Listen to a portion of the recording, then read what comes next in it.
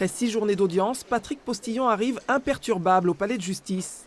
10 minutes après ces images, la peine tombe pour ce notaire à la réussite flamboyante. 5 ans de prison, dont 2 fermes et 3 ans de sursis probatoire. S'en suivront de multiples sanctions financières, à commencer par 300 000 € d'amende, mais aussi plusieurs centaines de milliers d'euros tenant compte de différents préjudices.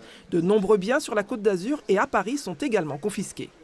La condamnation pénale à la privation de liberté n'est pas neutre. Mais c'est vrai que Patrick Postillon est âgé bientôt de 70 ans, ce qui permet d'envisager un aménagement.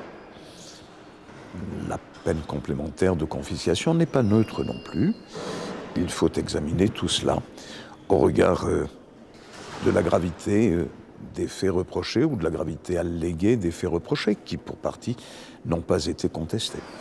Patrick Postillon tenait l'une des plus grandes études notariales de France avec un volume de transactions à 8 chiffres. En 2008, il frôle la banqueroute. La situation alerte plusieurs de ses associés, aujourd'hui constitués partie civile. Il s'agissait de sanctionner ces faits à la hauteur de leur gravité. Je voudrais rappeler qu'il s'agissait d'un officier ministériel, c'est pas rien d'être officier ministériel, qui a procédé à des abus de confiance considérables au préjudice de ses associés.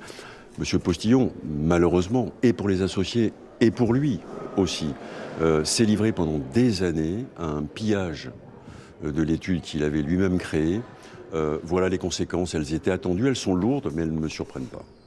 Hélène Postillon, l'épouse, est condamnée à 30 mois de prison avec sursis et 100 000 € d'amende. Christophe Sormani, le pilote du jet privé du couple, condamné à 2 ans de prison et 40 000 € d'amende, est sous le coup d'un mandat d'arrêt.